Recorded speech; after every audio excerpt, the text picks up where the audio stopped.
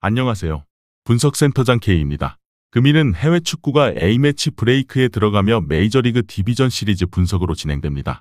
굉장히 치열한 승부들이 이어지고 있는 만큼 필요하실 법한 데이터를 찾아 영상화했으며 이외 KBO 및 더 많은 리그의 경기들의 분석과 경기 시작 전 최종 라인업을 통한 최종 결과 예측에 도움이 필요하신 분들께서는 영상 하단 고정 댓글의 링크를 통해 연락 주신다면 최선을 다해 도와드리겠습니다.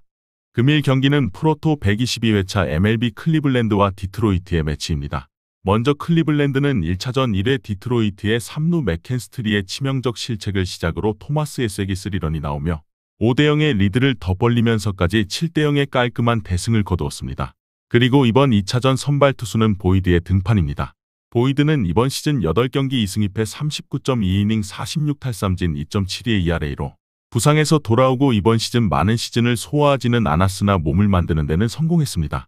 부상 이전보다 직구와 커브의 회전수와 구속이 떨어지기는 했으나 주무기를 체인지업으로 바꾸며 살아났고 이에 포심 피안타율은 오히려 더 떨어지며 시즌 1할 오픈만을 기록했습니다. 이번 경기도 보이드에게 긴 이닝을 부탁하지는 않을 클리블랜드입니다.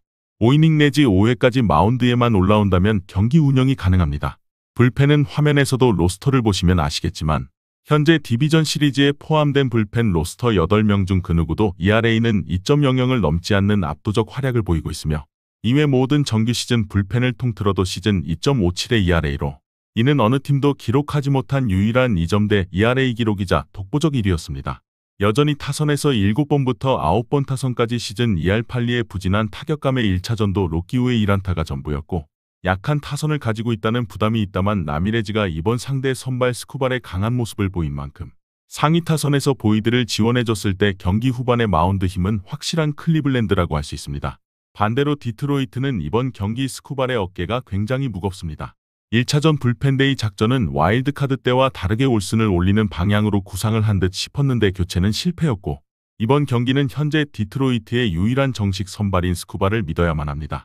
이번 시즌 31경기 18승 4패 192이닝 228탈삼진 2.39의 ERA로 아메리칸 리그 사이 영상이 기정사실이라고 봐도 무방한 압도적인 저완에 있습니다. 클리블랜드에게도 라미레즈에게 취약한 모습은 있었으나 통산 8경기 2승 2패 3.46의 ERA로 각성한 최근 3년간은 피홈런을 한 번도 허용하지 않았던 클리블랜드와의 경기였습니다.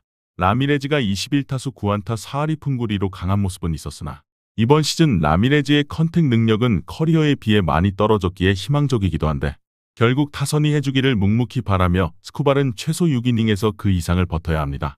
사실 이번 시즌 클리블랜드 원정에서 디트로이트는 7경기 8홈런 32득점이나 올렸는데 1차전은 무기력했고 디트로이트의 타선이 특히나 기복을 보이면서도 후반기 돌풍을 보였던 것이 끊어졌다는 것은 유의미합니다.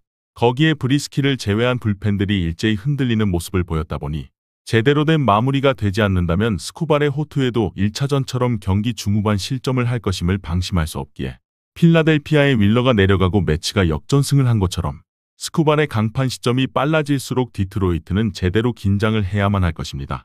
결과 예측을 해본다면 이번 경기는 스쿠발이 얼마나 대단한 선수인지를 증명하듯 1차전 아무런 타격이 되지 못했던 디트로이트임에도 약간의 정배당을 받게 만들었습니다. 하지만 클리블랜드의 투수진을 절대 무시해서는 안 됩니다. 보이드의 이닝 소화 자체가 그리 길지 않을 것으로 예상되는 이번 경기입니다. 일정상 이제 하루 텀을 두고 경기들이 진행되는 만큼 불펜 체력 관리가 충분히 가능해지고 매경기 불펜들의 총력전이 이어질 가능성이 높기 때문입니다. 특히 스쿠발은 라미레즈에게 통산 4할이 넘는 피안타율을 허용하고 있다는 점과 함께 상위 타선의 출루율과 OPS 자체는 클리블랜드가 밀리지 않고 불펜에서 브리스키를 제외한 디트로이트의 개투자원이 흔들리는 모습을 보여주었다 보니 이번 경기에서 아찔한 경기 후반 양상으로 스쿠발의 호투가 날아갈 수도 있습니다. 물론 이번 경기가 6.5점의 낮은 기준점이 책정되기는 했으나 클리블랜드의 하위 타선 타율이 리그에서 가장 좋지 못한 팀들 중 한 팀이라는 점과 디트로이트도 그린을 포함한 핵심 타선의 타격 기복 등을 고려한다면 이번 경기는 언더가 주력이 되어야 할 것이라 예상이 되고 그나마 승패를 접근했을 때는 휴스턴과의 경기에서 좌투 발데스를 공략했던 타선이기에 보이드의 9위를 초반 공략할 여지를 조금 더 두어 디트로이트의 승을 고려하겠다만 언더 외에는 신중한 판단을 해야 할 것입니다.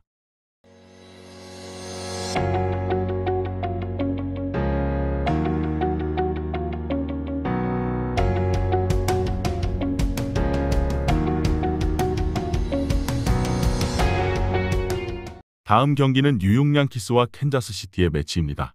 먼저 양키스는 역전과 재역전의 끝에 결정적 지점에 도루하나 이후 버두고의 결승타로 최종 리드를 치려잡았고 불펜들의 활약과 함께 6대5로 홈에서 디비전 시리즈 1차전을 잡았습니다. 그리고 이번 경기는 로돈이 선발입니다. 로돈은 이번 시즌 32경기 16승 9패 175이닝 195탈삼진 3.96의 ERA를 기록하고 있습니다. 캔자스 시티와는 이번 시즌 2번 만나 2경기 1승 0패 13이닝 10피안타 2피 홈런 3자책점을 기록했습니다. 하지만 해당 2경기를 모두 퀄리티 스타트로 마치며 자신의 역할은 충분히 했다고 볼 수 있습니다. 이번 경기도 제구만 잡히면 됩니다. 시즌 최종전 피츠버그와의 경기도 4개의 볼넷을 내어주며 제구가 또 흔들렸고 이닝은 짧아졌는데 실점 자체는 많지 않을 수 있는 충분한 구위로 홈에서도 이할 정도의 피안타율만을 기록하고 있는 로돈이기에 캔자스 시티에게 보여준 13이닝 1볼넷의 제구만 다시 재현된다면 이번 경기도 퀄리티 스타트는 충분히 가능할 수 있습니다. 그리고 이는 가능해야 합니다.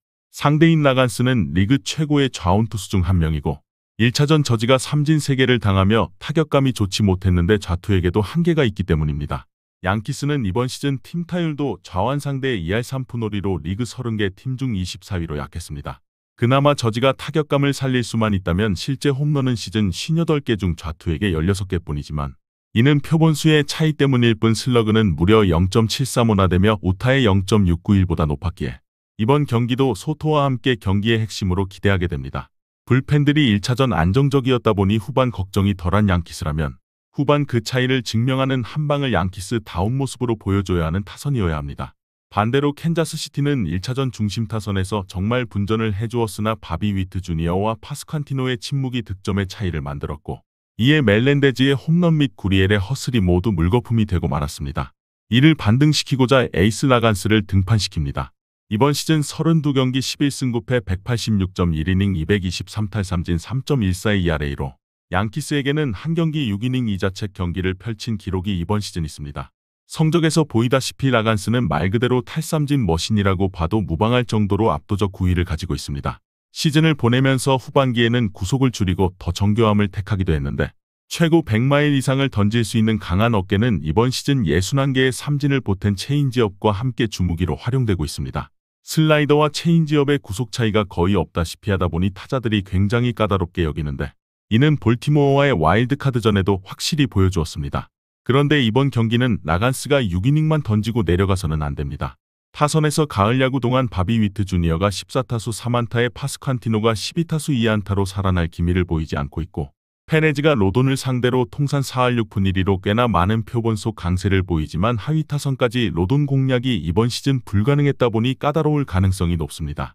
또한 에르체그가 굉장한 활약으로 정규 시즌 2.88ERA뿐만 아니라 지금껏 3번의 등판 모두 무실점으로 틀어막고 있는데 이외 불펜들이 롱이나 로렌젠 등 굉장히 흔들리고 있기 때문입니다. 그런데 캔자스 시티는 이번 로스터의 싱어를 불펜으로 돌려서 등록을 했고 린치를 포함해 선발급 자원이 4명이나 등록되었다 보니 불펜에서 이들의 피칭은 시즌 중 선발 경기보다 더 위력적일 수 있다는 희망 정도는 있는 것 같습니다. 물론 뒷문이 불안함은 부정할 수 없다 보니 라간스의 이닝이 얼마나 될 것이냐에 따라 경기는 양상이 달라질 수 있고 길게 던질수록 캔자스 시티의 승률과 언더 가능성이 올라갈 것입니다. 결과 예측을 해본다면 이번 경기는 양키스에게 강한 정배당이 책정되고 있습니다.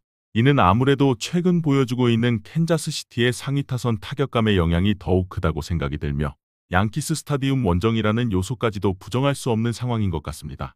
그리고 로돈은 제구의 불안정감이 경기 중 종종 나타나는 선수라는 점이 최대 우려사항이다만 홈에서는 단 2할 수준의 피안타율만을 허용하며 시즌을 보냈고 자투수의 이점을 분명히 보여줄 수 있는 강점이 있습니다. 페레즈에게 약한 모습을 보여주고는 있다만 바비 위트 주니어에게 통산 하나의 피안타만으로 나름 억제하고 있고 지난 1차전 등판했던 양키스의 불펜의 안정감까지 고려한다면 이번 경기도 확실히 캔자스 시티는 까다로운 경기를 할 것이라 보여집니다. 다만 저지가 좌완 상대 장타율이 굉장한데 1차전 삼진 3개로 컨디션을 못 찾았고 라간스가 그리 쉽게 물러서지 않을 것이다 보니 초반 싸움이 힘들어질 수 있습니다. 그런데 1차전도 캔자스 시티의 불펜이 흔들린 만큼 후반 집중력 차이가 결국 이번 경기 결과를 가를 것이고 양키스의 승리로 다시 흘러갈 가능성이 높습니다. 디트로이트와는 캔자스 시티는 2차전도 패배할 가능성이 높다만 배당을 생각한다면 결국 홈런 가능성이 낮아지는 좌투 경기의 1차전보다 더 점수가 나기 힘들 것이라 보며 7.5점 기준 언더로 접근하게 됩니다.